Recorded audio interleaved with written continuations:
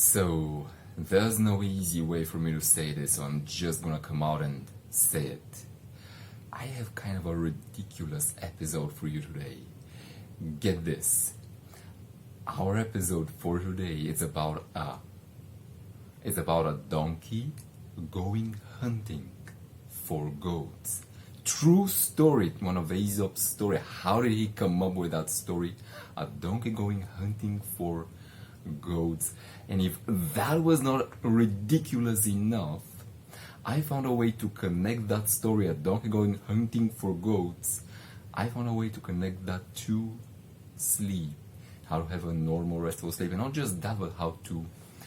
I've actually found a way, no exaggeration, how to connect that ridiculous donkey story with good sleep. Not just good sleep, but one of the most powerful lessons I've ever discovered about how to fall asleep, especially if you have a lot of thoughts running through your mind during the night. So this is gonna be a weird one again, but it's gonna be a good one. Does that sound good? It does? Fantastic. Let's get started. Once upon a time, there was a lion sleeping. Yes, our lion from last time is making a comeback, and also we're introducing not just one, but two brand new, very colorful, as you're gonna find out, characters in this episode. So, before we introduce the new characters though, let's see what the lion is doing. He's sleeping, obviously, but last time, if you watched the last episode, you might remember that the lion had quite a little bit of trouble sleeping. He was entangled in all these ropes, caught up by a lion hunter who wanted to put his rug beside his fireplace and take his head and put it on the mantle. The lion was thinking all these thoughts last night, thinking, hey, that lion hunter, he's gonna shave my skin and put me as a lion rug, and he could not fall asleep that night. But then he did one little thing that managed to give him good sleep that night. And again, I am glad to report that lion, for the last 8 hours, he had a normal, restful, refreshing sleep, and now he's ready to roar and embrace that day. And as he's opening his eyelids, the lion saw something weird. He saw a donkey coming up towards him. That's right. And for a lion, by the way, a donkey coming up next to him, that is like breakfast coming up, levitating on legs toward you. Like, imagine that you woke up one morning and right next to your bed you saw a nice, giant, steaming hot bowl of oatmeal and fruit, and next to it you saw also a big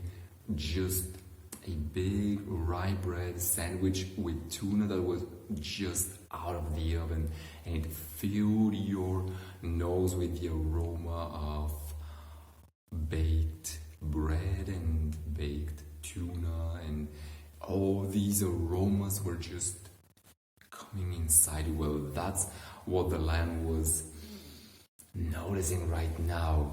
He was seeing donkey, but he was thinking and feeling donkey burgers. But before he pounced on the donkey to catch him, he decided to entertain the idea of who is this donkey and what is he doing coming towards him. So he asked the donkey what's going on, and the donkey told the lion. And the donkey told the lion that all his life that donkey had been a vegetarian. He had been eating grass all his life, but he had just heard about this thing called paleo, where you eat not just raw grass, but you also eat raw meat. So the donkey wanted to try eating raw meat, but he had a little bit of a problem.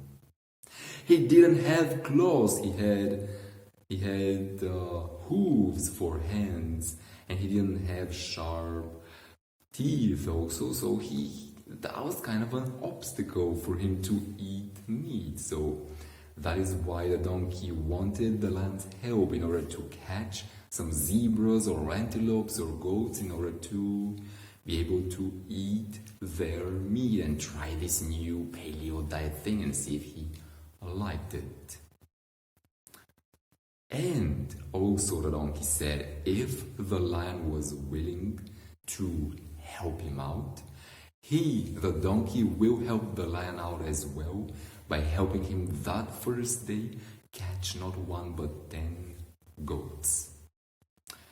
Now, the lion listened to the donkey and he had a choice to make. Obviously, he would either listen to the donkey and accept his idea and maybe try it out, see how that works, or he could just eat the donkey right then and there. Nothing was stopping him from just eating up and gobbling that donkey up as a big donkey hamburger. So what did the lion do? Did he eat the donkey, or did he entertain the donkey? Was he open-minded and decide to see if the donkey was right? Before I reveal that, I actually need to go right now. So I need to end this recording right here. But let me check. It's been just a couple or so minutes. I don't want to end this episode on 2 minutes, and it's not really too big of a cliffhanger. So here's what we're gonna do. I'm gonna change locations. So you're gonna find me a new location continuing this story. Alright, see you in a moment. Now the lion, he decided to hear the donkey out and listen out, what is the donkey's plan? So that's what he did. He asked him, and the donkey told him that he had found in a cave 20 goats sleeping there. And his plan was this: he would get inside the cave, scare all these sleeping goats in the cave, and as he did, the lion would wait outside the cave and he could just have all these goat hamburgers come out of the cave thanks to the donkey.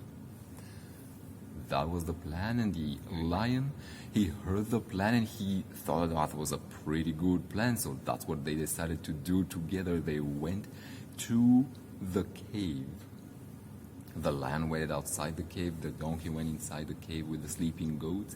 He went in and he started doing his donkey thing, which was going ee-ah, ee-ah, ee-ah. Have you ever heard a donkey going like that? It's very annoying, isn't it? I agree. And that is what the goats thought as well. They started waking up one by one. And they told the donkey to shut up.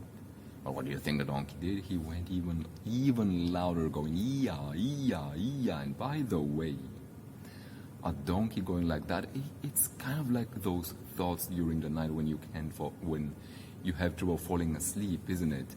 It's like you may be thinking about things that happened during the day, or things that are going on right now, like not being able to fall asleep, or things that are coming up the next day, and you have all these thoughts.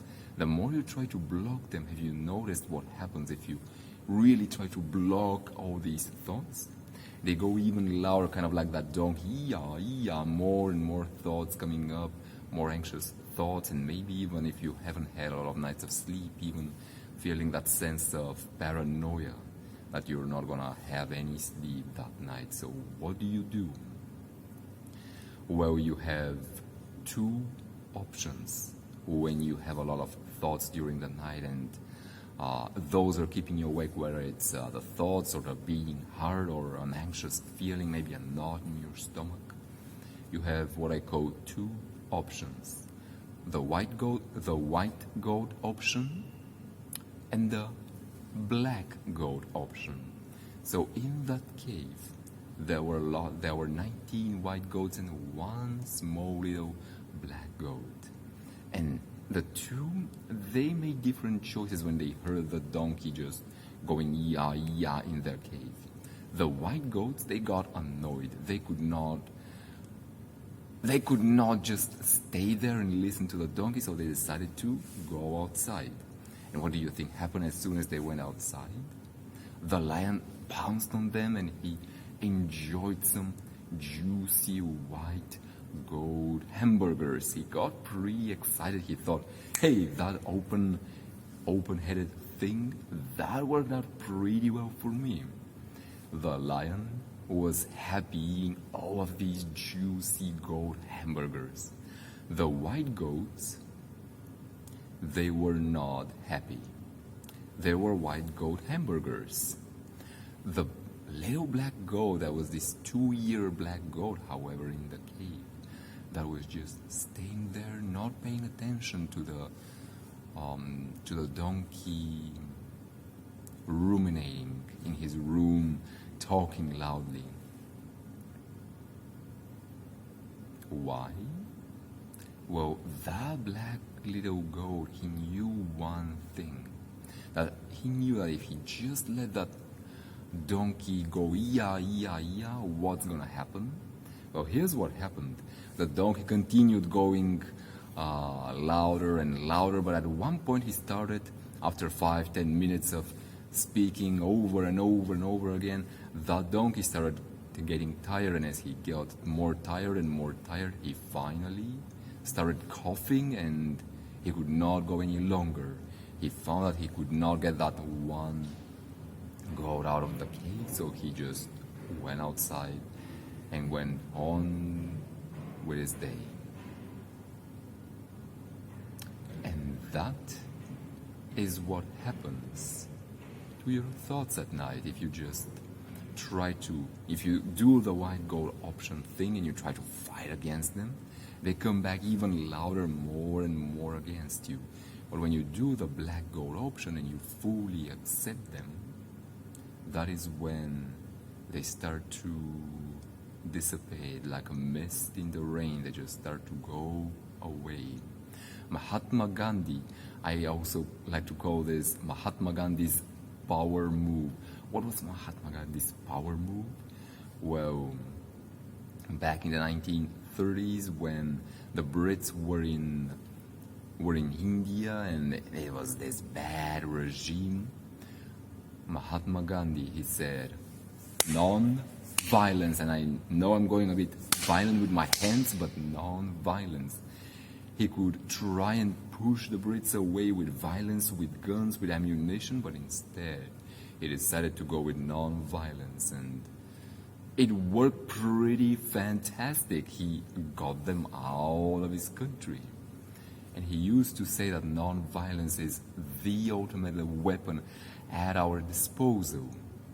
The ultimate weapon, and that was the black goat's weapon today. It was complete non-violence, complete acceptance of that donkey. And as he used the weapon of non-violence, he defeated the donkey and the lion waiting outside. So, that's the moral of today's story. In certain situations, we want to be non-violent, not because we want to avoid conflict. No. We use non-violence because we recognize it is the best way to deal with this challenge, to deal with the challenge of insomnia or bad sleep. When it comes to those types of things, non-violence is one of your best policies. So when you go to sleep, just as an extra tip, one of the best things you can do, just go there with no expectations, complete non-violence, accepting any anxious feelings that may happen, accepting them, any thoughts that may happen, and come along fully, genuinely accepting them And I know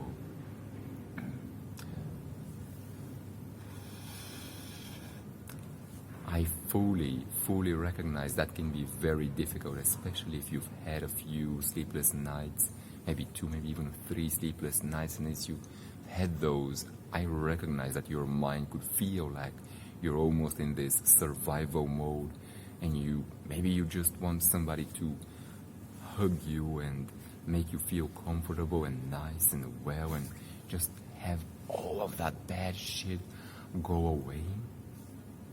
In those moments, I want you to remember you're good, you are in good hands, that it's never as bad as you think. This will dissipate like mist in the rain, like that donkey, if you have the strength and the willingness to let the donkey, to let all those negative and annoying thoughts and feelings just for a few minutes during the night. Just accept them for a few minutes. You notice that they start to dissipate and you start feeling well when you start maybe to rest and maybe to even fall asleep that night. That is my fondest wish for you, especially if you've had trouble the last few nights there. So, that is it for tonight. And now, you have 2 options, not a black gold option and a white gold option, but when it comes to the series, you can either watch a few more series, or you can hang out for a minute or so for me to give you a preview of our next episode, what is coming up there. So, you're still here? Alright, you wanna hear what's coming up next? When's the next episode also? Let me turn my page here and tell you all about it.